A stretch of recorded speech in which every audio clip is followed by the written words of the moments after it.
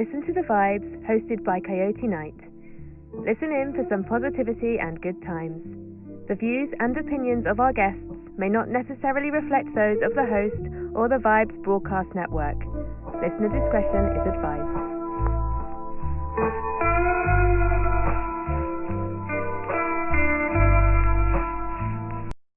Well, hello, everyone. Welcome to another episode of Listen to the Vibes.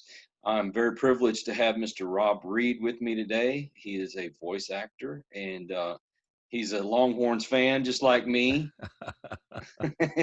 He has a major award. Yeah, I do. A major award. You get the leg lamp. It's from Italy, and it's a major award. It's Fragile. Well, Mr. Reed, thank you for joining me today. And, I like for everybody to get to know who I'm talking to. So tell us a little bit about yourself. Well, I've been I guess I'm a professional voice actor now. That's what I've been living on for the last 3 years. After about 30 years in radio, so it's been a transition from the radio side to the voice actor side, which a lot of people tend to think that's a pretty natural, transformation, but it's not. It took a lot of work to get rid of some bad habits from being on the radio for 30 years to the point where you're actually voice acting, and so that's basically what I do all day long.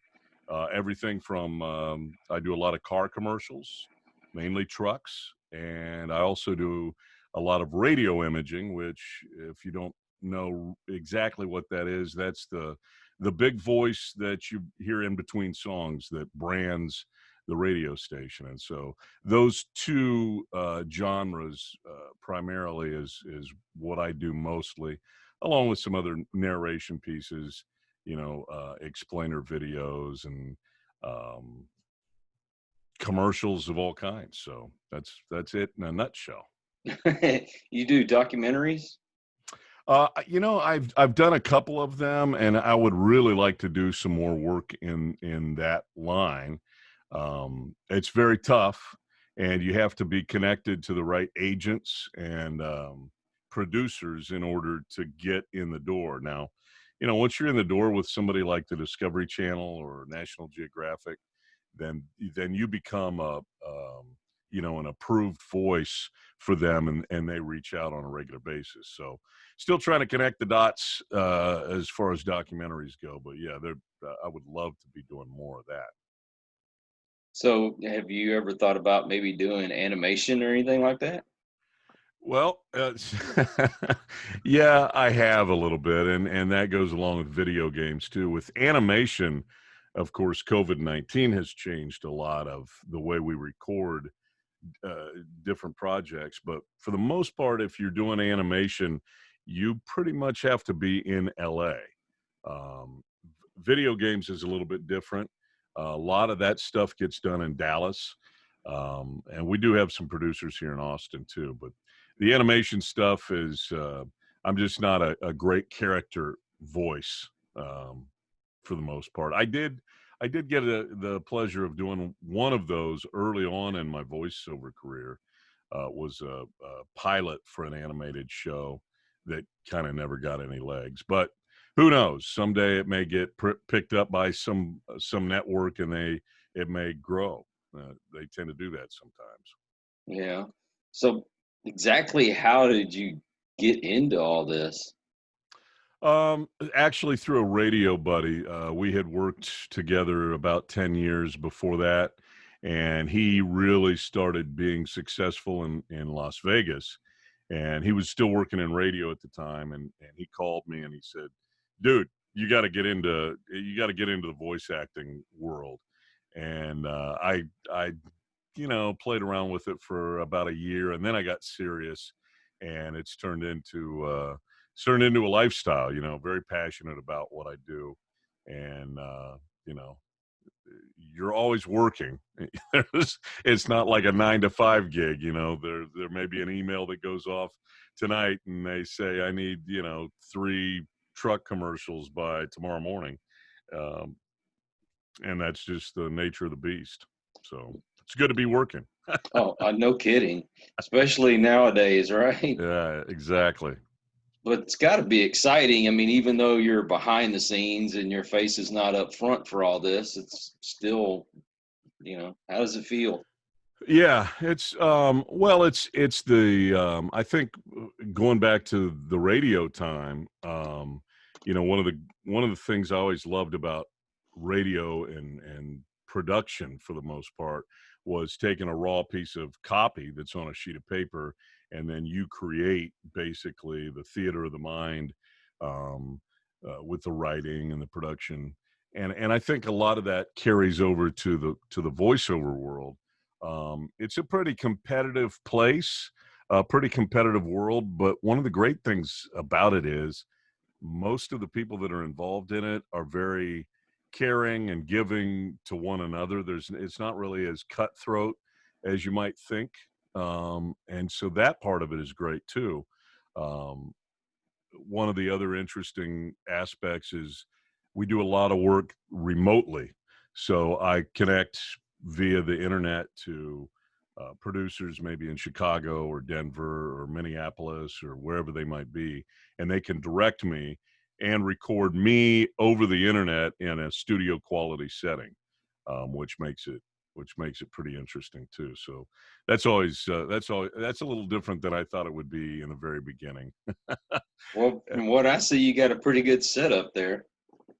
Yeah, it's I've spent the last 6 or 7 years slowly building those things up, and I was fortunate enough to have a good radio job at the end of my radio career, and I really didn't need the voiceover money to live on, so I was able to take that and build my studio and kind of do things the right way with websites and agents and things like that. So I was blessed and very lucky in that regard. Now, can you mention the radio station you were on? Yeah, I mean they've been a number of smaller market stations around the country. I ran a station about an hour and a half north of here called the Ranch, and that was before we moved to California. And then I worked for a company called Bicoastal Media, where we had actually four radio stations that were inside the building. So that was a lot of fun too. But off and on over the years, we lived in California and Texas. We were in Iowa for a short time, and I think that just about covers our world travels in the radio business.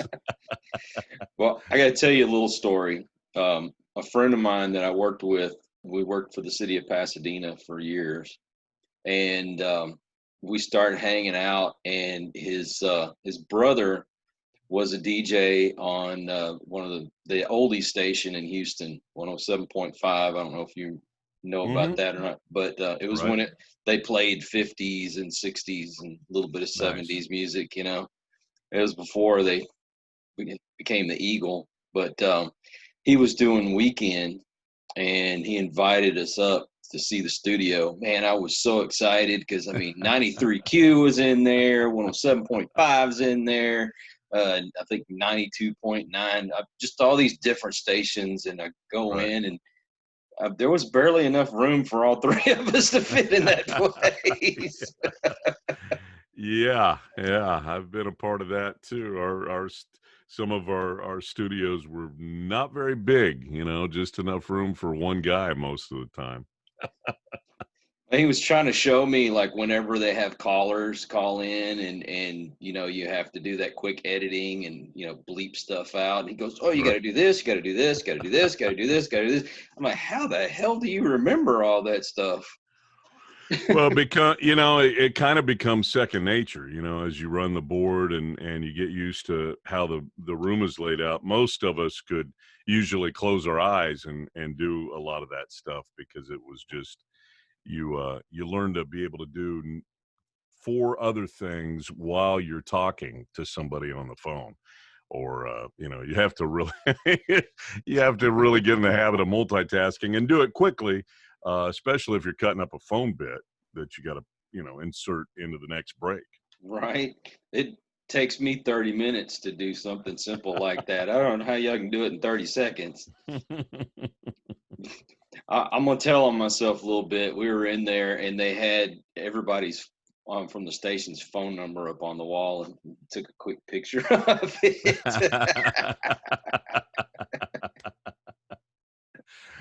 Yeah. And they had this giant cutout of Kiss in there, and I wanted to take that so bad. Right.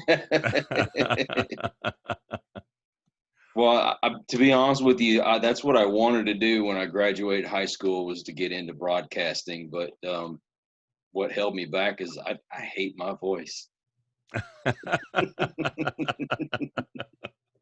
Well, that's the other thing about voice acting is of course, there are a lot of people in the voiceover world that have, great voices, but it's really not about the voice. It's about, portraying the believability of your role, whether you're in a commercial or you're in a piece of animation.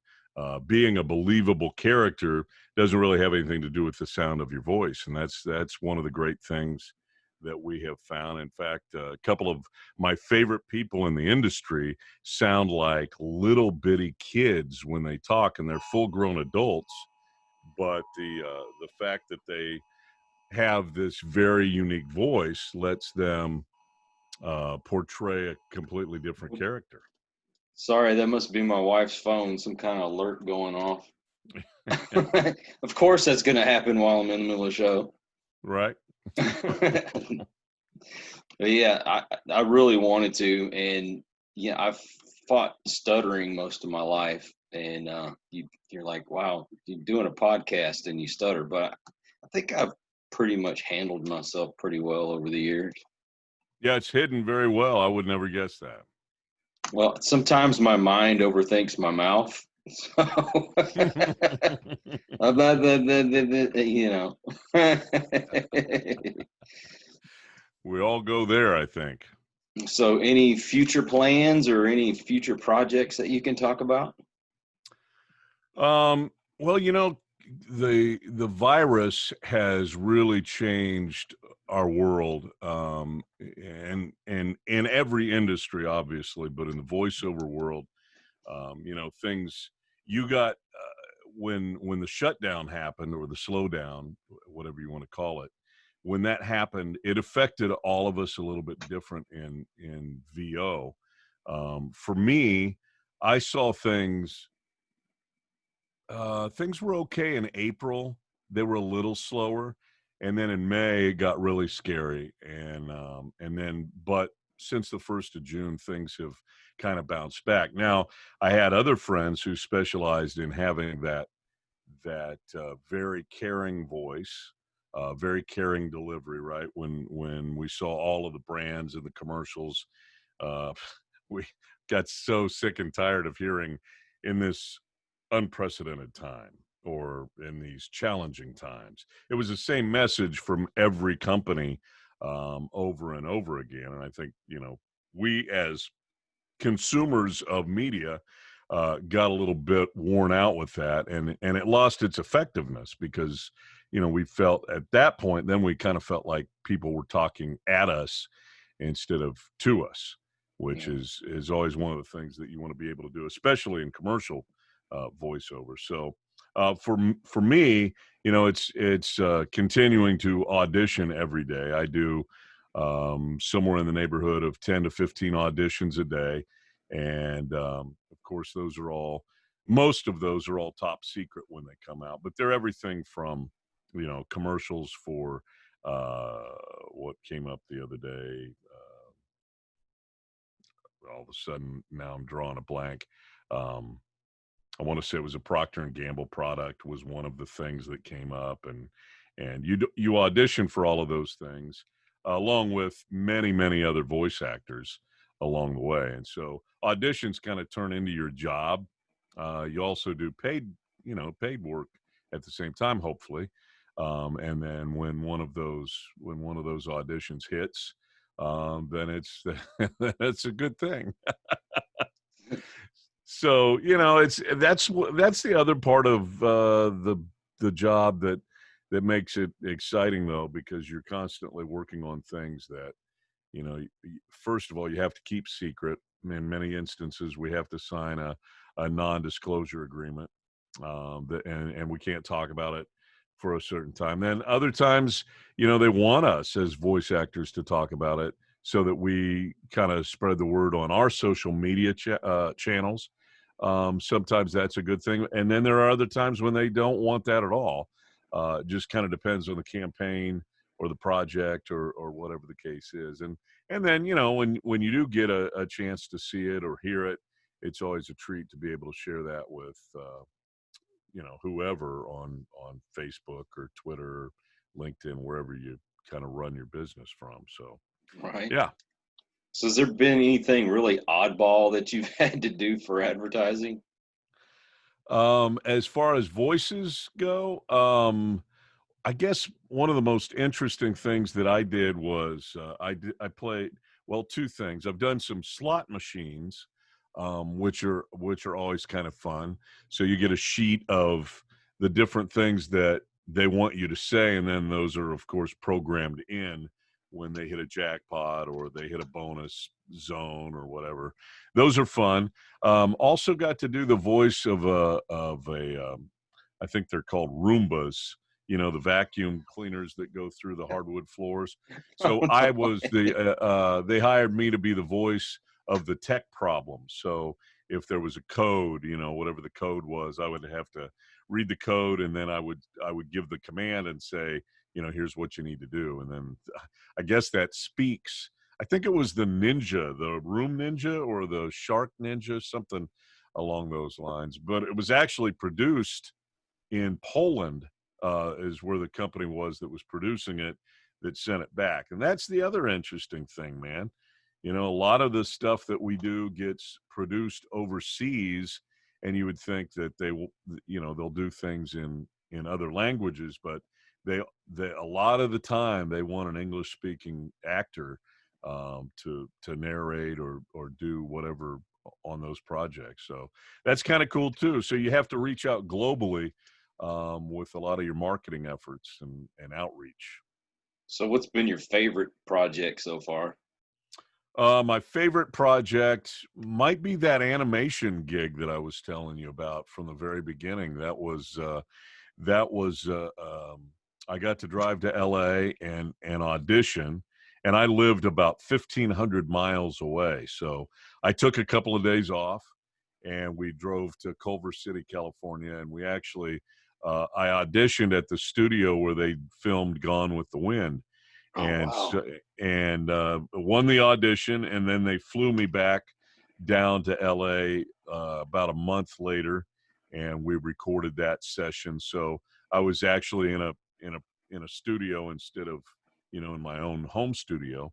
So that was really really cool, and getting to see the final product on that was it was way different than anything that I had done up to that point and ever since, really. So um we still, my wife and I still cross our fingers hoping that maybe something will happen with that. But when you talk to other animation professionals, they'll tell you, a couple of things could happen. That piece could get bought, and somebody decides to do a full production run. The other thing that could happen is somebody could buy it and then they replace you with Patrick Warburton, or they replace you with any number of A-line James Earl celebrities. Jones. Yeah, or Mark Hamill, or whoever. And so a number of things that can happen that way. You just learn to be very optimistic and cherish every second that you get to do this, I think. Oh, no kidding. Now, is there anybody in the industry that you really look up to? Oh yeah, I mean there are a ton of people that I look up to. There is a guy named Jeff Bell, who is the voice of the Ford F-150, and Jeff is a great voice actor, also a former radio guy, and I'm a big fan of his work. And then when it comes to the radio imaging side, I was course, I did so much production and worked in radio for so long. There were a lot of guys that were, people that I really looked up to, and now they're colleagues, and we get together and chat on a regular basis. There's a very talented classic rock imaging guy named Mark Maurer, who has the big, he's down here all the time. And Mark lives in Phoenix, and he's a superstar and an incredible guy. Chad Erickson, another guy that does a lot of radio imaging, and of course the world famous Earl Mann, who was the voice of NFL Films for a while. Oh yeah, I love those. and and those kind of guys were big inspirations. I mean, NFL Films, John Facenda, who was the original voice on the NFL Films productions, that guy was an idol of mine for many years. So, just to be able to work in this business and know people that know those guys it was really, really cool. I always wanted to meet that guy that does the big truck commercials. Sunday, Sunday, Sunday. Right. Yeah. We'll sell you the whole seat, but you're only going to need the edge. Well, it's funny because whenever I would hear these kind of voices, you kind of recognize some of them from commercial to commercial, or I never get to see the face. I always try to imagine what they look like. Um, do you know who Dean and Raj are? Yes. Okay, well, I finally got to meet Dean and Raj, and anyway, I think we were at Gilly's restaurant there in Pasadena, and they were doing a on location thing, and I come in and I'm trying to see if I can picture them. And then when I met them, I'm like, these are the voices that go with these faces. Yeah, those, we have faces for radio. Cool guys, though. I will say they were very cool guys. Nice. Yeah, I'm always supposed to be a lot bigger than I am, and usually older, I think, when I meet people that have heard me before. So that's always fun. And one of my favorites right now is Seth MacFarlane. Very talented guy. Oh Very my talented. gosh. And I saw a skit, it popped up on YouTube from I don't know how long ago, but he was on SNL and they had the puppets and he was trying to do the voices. He didn't do any of the voices from Family Guy. Right. I saw those. Oh my gosh. Like, man, this guy's got a talent for coming up with voices. Yeah, undoubtedly. I either sound like I just woke up in the morning or I sound like I just, been screaming. And but yeah, that would be so cool. I wished I was a little bit more confident in my talking because I really love to get into that. Yeah, it is a blast. I love every second of it. So can you name any of the famous products that you speak for?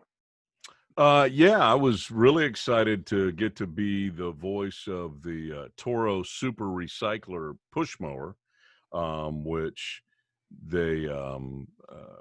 it's I can't even explain what it does. Obviously, it's a mulcher, and then it's a space saver because it folds up and hangs up in your garage. It's very cool. So that was a real honor to be able to be the voice of Toro lawnmowers. I'm also doing a lot of work for Mercury Marine, the outboard motors. I do a lot of that, and also do quite a bit of work with Federal Ammunition for their shotgun shells and different ammo that they use. So those I'm fortunate to have some name brand products that that partner with me as far as their brand voice. And you're always looking to grow. You're always looking to grow that as you move along. It's kind of interesting sometimes. As you look at things, I went to the National Hardware Show a number of years ago to just kind of get out and meet people in the tools along that kind of line. There's a lot of work in those areas, and I've done some work with Olympia tools, and there's a metal fabrication machine called an Edwards Iron Worker that I did some work with as well. And so when I go to the hardware show, and it's when you start to explain exactly what you do, it's a unique intro, unlike anybody else that was probably there at the show. That I'm a brand voice, so I kind of look like your product sounds, or I sound like your product looks. got got that backwards, but yeah. So that's those are a handful, and hopefully those will continue to grow, and then tons of local car dealerships too. Oh yeah. Um, so is there like, I don't know, conventions where y'all get together and exchange and all that good stuff? Yeah, there's a couple of big ones that happen every year. There's one in Atlanta called VO Atlanta, which is I've never gotten to go. I was going to go this year, and then it got canceled because of the virus outbreak. There's another big one in Las Vegas with an organization out there called the World Organization of Voiceover, and they're all for the integrity of rates and the pay that we get for what we do. And so those are always fun. To be able to come together with other colleagues in the same line of work, and you share all kinds of ideas, from coaching to marketing to different styles on how you might break down a piece of copy or or any of that kind of work. So those are fun, and they're also good for us mentally, because we a lot of people in the virus world today are used to staying home and they're working from home, but we've been doing that. And so by the time you get to the end of the day, and your husband or your wife comes home, you are ready to talk, just normal, where you're not tied up in the booth behind a microphone. You just want to get a beer and chill out, and leave the house. You want to get out of the house for a couple of minutes. So those times are valuable when you can gather with other voice professionals, and just kind of share secrets, and have a drink, and get to know other people that you've seen online, like on Hmm. Facebook, and that, and in those ways. And a lot of the times you're meeting people that you might have beat out on a job, or maybe they beat you out on a job, and it's unique because you're very familiar with one another, even though you've probably never met face to face. So is there anything that you like refuse to do? Um, that's a great question, man. For me, there might be a few things politically that I wouldn't want to do. I wouldn't want to be the face of, but pretty much, and maybe in the adult sector, like audio books and things like that. I'm not really interested in doing those kinds of things. So there's not a whole lot that I would turn down, as long as as long as the rate is right, and I'm not giving up usage fees and things like that. So, and that's the other side of the coin that a lot of people don't see, is how we negotiate rates and things like that. So there's thousands of people that are trying to make a living as voice actors. So Yeah. Do you ever get into a conversation and you're still in that mode where you think you're doing a commercial? no, not really, because a lot of it is just, you want to be as natural as you can be. The days of the big voice guy have kind of gone by the wayside. Like for instance, Don LaFontaine was the movie guy, Hmm. and the whole in a world, that kind of thing, and he was the last of a I shouldn't say the last of a dying breed, because there's still a call for that, for the most part, but generally, when we get an audition that comes in, they want it. Of course, every project is a little bit different with the specs, but for the most part, you see this a lot. We just want you to sound like an average, everyday guy. And so being able to capture that is actually a lot harder than you might think it is, especially for those of us that were in radio for so long. I've had coaches and things that have said, just talk to me like you're hanging out with your buddy at the bar and you're having a beer. And then I say, well, that's how I sound when I talk. I mean, that is how I sound when I talk to, a beer drinking buddy or something.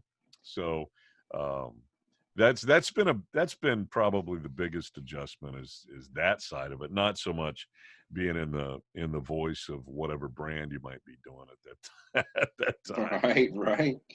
Well, when I first started doing podcasting, I had all these questions that I would write out. And when I'm having my interview, here I've got my first question, and I'm waiting for that pause so I can ask the next one. And I'm not really listening to the person talk. Right. And it sounded so robotic, like there was no natural rhythm to it, nothing. And one day I just told my wife, I said, you know what? I'm just going to wing it from now on. And I found myself actually paying more attention to who I was talking to, and we could keep a conversation flowing, which, you want that natural, but I'm also looking for improvements. I want the show to be better. And, do you have any advice that you can give me? No, I think you're on the right track as far as the listening goes, and I did that too for a number of years in radio when I would interview people. I used to do a lot of high school football stuff, and so I would I'd talk to coaches, and you could probably interview a coach and you be you and you be the coach because you know what he's going to say no matter what you ask him anyway. But I was in the same boat. It was I would come up with all of these questions that I would ask, and yeah, you're so glued in on the next question because you don't want it to be awkward, that you don't necessarily always pay attention. So you're on the right track with that's another thing, man. People in general, I think, in the world today, could be better listeners, about everything. Well, that was the whole point, I guess, of going out and just winging the questions, because Yeah. you want to hang on to what the people are saying to you, and you want to absorb it, not just be, okay, well, first question, where were you born? When did you start doing this? Exactly. Yeah. It just there's no real interaction, and that's what's wrong, I think, with the world nowadays, is people don't really want to listen. They want to talk, and they want to Yes. get their opinion out there, but they don't want to listen to the other people. Yeah. So, you know, Good point. Good point. but and I'll tell you this too. I do a paranormal show, and I interviewed one of the guys from the Ghost Hunters TV show, Hmm. and I don't like the conventional, oh, well, tell me about your first paranormal experience. They get asked that a million times. Right. Yeah. And so I like starting out going, okay, well, where were you born? What do you like to do? What's your things that you like to do outside of the paranormal world? Because I want to know what kind of person you are. Hmm. And he's like, I've never been on an interview like that. It's always the same questions over and over again. Like, that's why I want to do things different. So somebody has a different perspective. You know what I mean? Absolutely. And I was fortunate enough that I was asked to do a show on his network. So I juggle 3 shows now. Good for you, man. That's awesome. So yeah, that I got to brag on myself a little bit there. Nice. My wife says I need to do that more often because I'm always putting myself down for one reason or another. But I don't want to put myself down. I want constructive criticism. So if there's anything that you think that I could do different, hey man, tell me. Well, it's been a blast. I've really enjoyed the time, and it's always great to meet new folks. Well, okay. So if you were going to end the show, how would you end the show? How would I end the show? Let's see. Do we have to give a disclaimer? I've been doing lots of disclaimers today. Well, actually, I do have one at the beginning of the show, but you can do one. No, that's fine. Oh, I have no idea, man. I've never organized my own podcast. I've been a guest on a few, so I just kind of go with the flow, and I'm a polite house guest. Well, see y'all later. No, I got lucky that there was a couple of ladies from England that actually do the voices on my intro and my outro, and they're so wonderful. I mean, and here it is.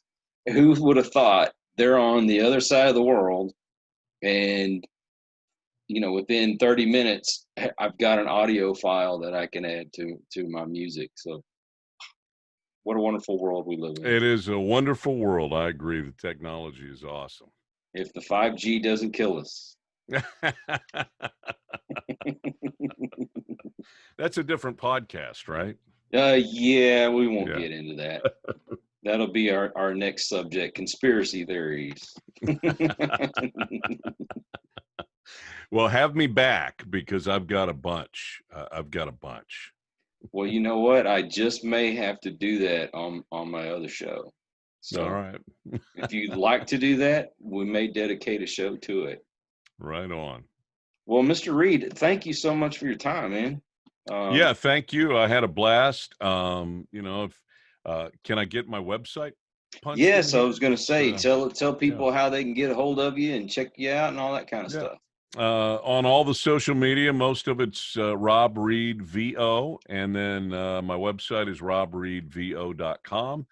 And if you've got a project that you'd like to kick around, and I'm networked with a bunch of other voice actors as well, so sometimes I do some casting for people too. So reach out and say hi. Love to talk to you. Well, I was lucky that I came across your profile on LinkedIn, and I was like, man, this guy sounds so interesting. I'm gonna see if he'll want to connect. And then you did, and I was like, okay, I got to ask him if he'll be on the show. I have to admit, I'm a little bit slow on the Facebook and the Instagram and all that stuff, but I'm going to send you some invites. So. All right, excellent. I'd love to do that, man. It's been a real treat, and great to meet you. We'll have to connect. I know we both are in Austin, so we'll have to have a beer sometime and maybe watch the Horns play. Oh yes, if we ever get to watch football again. Keep the faith. That's right. Well, Mr. Reed, thank you again for joining us, and thank y'all for joining us on the show. And check us out each week, because we always have interesting and wonderful people like Mr. Reed here. And y'all take care. All right. We hope you enjoyed this episode of Listen to the Vibes. You can catch us on Buzzsprout or wherever you listen to your favourite podcasts, and on YouTube. Follow us on Facebook at The Vibes Broadcast Network and on Instagram at The Vibes Broadcast.